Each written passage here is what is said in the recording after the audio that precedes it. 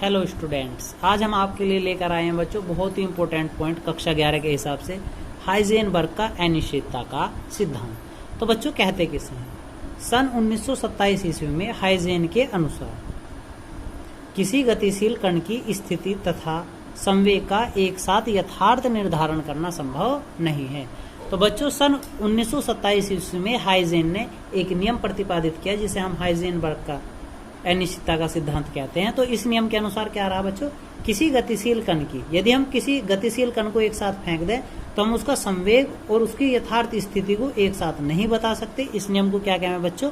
Heisenberg का अनिश्चितता का सिद्धांत कहते हैं। देखते हैं बच्चों क्या नियम बनाया। Delta x into delta P is greater than या इक्वल एच अपॉन 4 पाई, यानी कि डेल्टा एक्स और डेल्टा पी की यदि हम आपस में गुना कर ले तो उनका गुणनफल सदैव बड़ा होगा या बराबर होगा एच बटे 4 पाई के। ये बात किसने कही बच्चों? हाइजेन ने। तो बच्चों डेल्टा एक्स बराबर कण की अनिश्चित स्थिति, डेल्टा पी बराबर कण का संवेग। संवेग क्या होता है बच्चों? द्रव्यमान गुणा वेग। एच बराबर प्लैंक नियतांक। और बच्चों हम एच है, एच प्लैंक नियतांक था, इसका मान है 6.62 गुना 10 की पावर -34 जूल सेकंड। क्या होता है बच्चों? Joule second. मात्रक है जूल सेकंड। ठीक है बच्चों। अब देखते हैं बच्चों, यहां से हमारे मुख्य पॉइंट शुरू होते हैं। कोस। तो सबसे पहला बच्चों हम देखते हैं कोस किसे कहते हैं। किसी परमाणु के नाभिक में इलेक्ट्रॉन के भ्रमण करने के स्थान को कोस कहते हैं। किसी परमाणु के नाभिक में, जो हमारा परमाणु होगा उसके नाभिक के इलेक्ट्रॉन के भ्रमण करने के स्थान को कोस कहते हैं। इसे कक्षा, सेल, ऑर्बिट भी कहते हैं। इसे n से प्रदर्शित करते हैं, स्मॉल n से प्रदर्शित करते हैं। इसके मान सदैव 1, 2, 3, 4 होते हैं। ठीक है बच्चों। तो परमाणु के नाभिक के इलेक्ट्रॉनों के भ्रमण करने के स्थान को, यानी कि कोई एक यदि नाभिक रहा होगा तो उसके चारों ओर जो इलेक्ट्रॉन भ्रमण कर रहे होंगे उसको हम क्या कहते हैं बच्चों? कोस कहते हैं। ठीक है बच्चों। अब नेक्स्ट टॉपिक पे चलते हैं बच्चों। नेक्स्ट टॉपिक है बच्चों उपकोष। किसी परमाणु के नाभिक के चारों ओर कक्षा में इलेक्ट्रॉन के रहने का निश्चित स्थान। किसी परमाणु के नाभिक के चारों ओर कक्षा में इलेक्ट्रॉन के रहने का निश्चित स्थान उपकोष कहलाता है। यानी कि वो स्थान जिसमें हमारा नाभिक क्या ऐसा हो रहा होगा बच्चों? रहता होगा, उसे क्या कहते हैं हम? उपकोष या सबसेल कहते हैं। इलेक्ट्रॉन के चारों ओर के का निश्चित स्थान उपकोष कहलाता है। कक्षा और उपकोष, यानी कि पहले वाला कोष और ये उपकोष। कक्षा एक क्या उपकोष हो बच्चों? एस, जिसे हम क्या कहते हैं? सार। 2, जिसमें 2 उपकोष एस और पी, यानी कि उसके अनुसार कितने इलेक्ट्रॉन रह सके थे बच्चों? इसमें 2 इलेक्ट्रॉन रह सके थे। इसके बाद आया दूसरी कक्षा। कक्षा 2 में कितने बच्चों? एस और पी रह सके, जिसे हम प्रिंसिपल कहते हैं। कितने इलेक्ट्रॉन रह रहे हैं? 8। कक्षा 3 जिसमें S P D F O में डेक्यूटर, जिसमें कितने इलेक्ट्रॉन रह सके बच्चों? 18। और कक्षा 4 जिसमें एस पी डी एफ यानी फंडामेंटल, जिसमें कितने इलेक्ट्रॉन रह सके बच्चों? 32। ठीक है।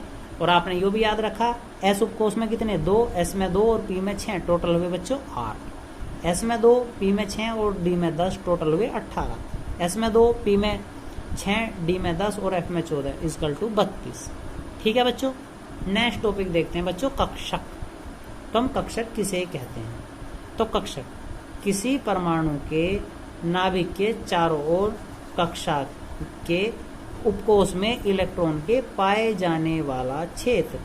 किसी परमाणु के नाभिक के चारों ओर कक्षा के उपकोष में इलेक्ट्रॉन के पाए जाने वाला क्षेत्र कक्षक कहलाता है। इसे ऑर्बिटल भी कहते हैं। एक कक्षक में मिनिमम 2 इलेक्ट्रॉन रहते हैं, यानी कि एक कक्षक में अधिकतम कितने इलेक्ट्रॉन रहते हैं? तो बच्चों एस उपकोष में कक्षक बनेगा बच्चों 1, इलेक्ट्रॉन की संख्या 2। फिर आए हम पी पे। पी में कक्षक बनेंगे 3, 1, 2, 3, इलेक्ट्रॉन 6। डी में 1, 2, 3, 4, 5, 1, 2, 3, 4, 5 कक्षक बनेंगे और इलेक्ट्रॉन आएंगे 10। एफ में कक्षक बनेंगे बच्चों 7, 1, 2, 3, 4, 5, 1 2 3 4 5 6 7 और इलेक्ट्रॉन आएंगे 14। ठीक है बच्चों, तो ये स्थिति थी कक्षकों की।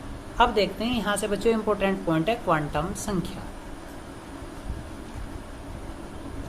तो बच्चों क्वांटम संख्या, किसी परमाणु में इलेक्ट्रॉन की सही स्थिति और ऊर्जा की पूर्ण जानकारी प्राप्त करने के लिए जिन संख्याओं की आवश्यकता होती है उन्हें क्वांटम संख्या कहते हैं।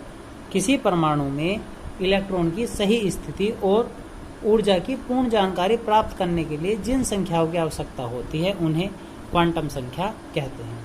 क्वांटम संख्या 4 प्रकार की होती है। नंबर 1 मुख्य क्वांटम संख्या, द्विगंशी क्वांटम संख्या, नंबर 3 चुंबकीय क्वांटम संख्या, नंबर 4 चक्रण क्वांटम संख्या। तो बच्चों सभी को हम विस्तार से जानेंगे।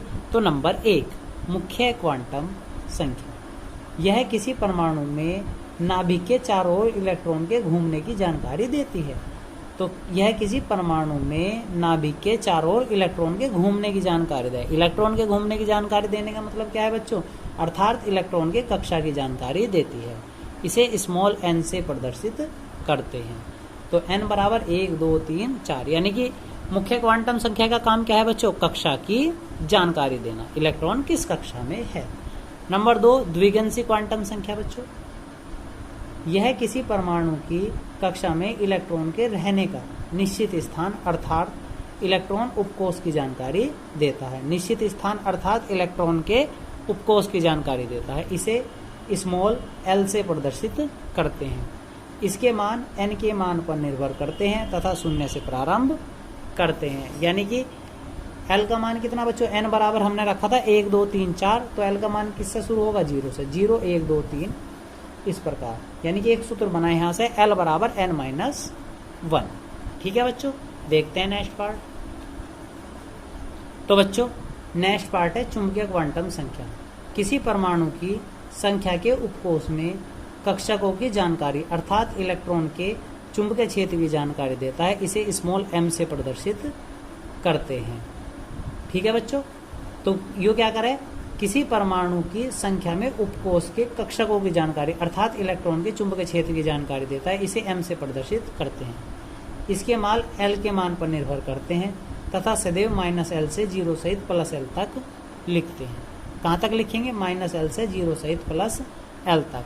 उदाहरण, यदि l बराबर 2 है तो मान रहेगा इसका m का मान कितना बच्चों? -2 -1 0 +1 +2, यानी कि इसका मान यदि l के जो मान होंगे m के मान होंगे माइनस से 0 सहित प्लस तक। इसका हम सूत्र भी बना सकते हैं बच्चों, m बराबर n²। ठीक है बच्चों, यदि हमें पहले का नंबर काटना हो। तो अगला नियम है बच्चों चक्रण क्वांटम संख्या। यह किसी कक्षक में इलेक्ट्रॉन के चक्रण की जानकारी देगा। किसकी जानकारी देगा बच्चों? इलेक्ट्रॉन के चक्रण की। इसके मान m पर निर्भर करते हैं। इसे स्मॉल s से प्रदर्शित करते हैं। इसमें 2 स्थिति बनती है बच्चों, एक इलेक्ट्रॉन का मुंह ऊपर को तो +1/2, नीचे को तो -1/2। तो बच्चों कुछ नोट्स हैं, यानी कि हमें ये सूत्र याद रखने हैं। यदि हमें m का डायरेक्ट मान काटना हो तो m बराबर n⁻², एक फॉर्मूला है। यदि m का मान काटना है l में तो 2l + 1, यदि s का मान काटना तो 2n² और s का मान काटना 2l + 1 और l बराबर n-1। तो चुंबकीय क्वांटम संख्याओं के यदि हमें डायरेक्ट मान काटने हो तो बच्चों ये फॉर्मूले हैं। तो बच्चों उम्मीद है आज का वीडियो आपको पसंद आया होगा। तो बच्चों हमारे वीडियो को शेयर करें, लाइक करें और हमारे चैनल को सब्सक्राइब करें। धन्यवाद।